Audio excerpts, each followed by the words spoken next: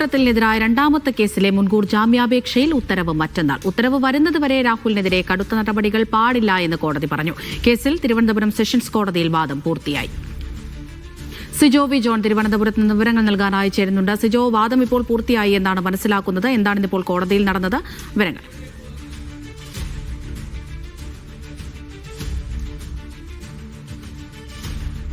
രാഹുൽ മാങ്കൂട്ടത്തിന് മുൻകൂർ ജാമ്യം ലഭിക്കുമോ എന്നുള്ളത് മറ്റന്നാൾ അറിയാം. വിശദമായ വാദം പൂർത്തിയാക്കിയിട്ടുണ്ട്. ഇപ്പോൾ കോടതി ചൂണ്ടിക്കാണിച്ചിരിക്കുന്നത് കടുത്ത നടപടികൾ പാടില്ല എന്നുള്ളതാണ്. ആ ഓർഡറിൽ അങ്ങനെയാണ് പറഞ്ഞിരിക്കുന്നത്.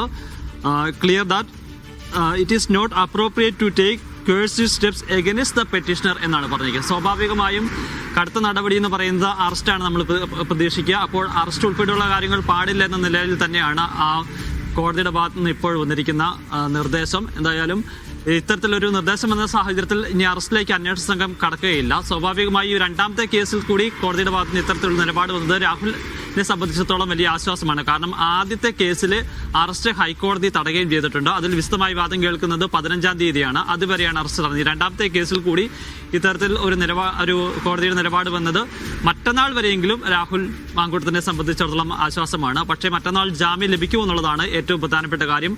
അത് വലിയ ബുദ്ധിമുട്ടാണെന്ന രീതിയിൽ തന്നെയാണ് നമുക്ക് മനസ്സിലാക്കാൻ സാധിക്കുന്നത്. കാരണം ഈ ഇരയുടെ മൊഴി കൂടി അന്വേഷണ സംഘം സമർപ്പിച്ചിരുന്നു. ഇത് പ്രോസിക്യൂഷൻ കോടതിയിൽ നൽകിയിട്ടുണ്ട്. മുദ്രവെച്ച കവറിലാണ് കൊടുത്തിരിക്കുന്നത്. അതിക്രൂരമായ പീഡനമാണ് രാഹുൽ മാങ്കൂട്ടത്തിൽ നിന്ന് നേരിട്ട് എന്നുള്ളതാണ് ഈ പെൺകുട്ടി മൊഴി നൽകിയിരിക്കുന്നത്. വിവാഹ വാഗ്ദാനം നൽകിയായിരുന്നു പീഡിപ്പിച്ചിരുന്നതെന്നുള്ള ഉൾപ്പെടെയുള്ള കാര്യങ്ങൾ കോടതിയിൽ അന്വേഷണ സംഘം വ്യക്തമാക്കുകയും ചെയ്തിട്ടുണ്ട്. ആ ഒരു സാഹചര്യത്തിൽ ജാമ്യം എന്നത് എളുപ്പമല്ല. പക്ഷേ താൽക്കാലിക ആശ്വാസമാണ് രാഹുൽ മാങ്കൂട്ടത്തിനെ സംബന്ധിച്ചിടത്തോളം മറ്റന്നാൾ വരെ.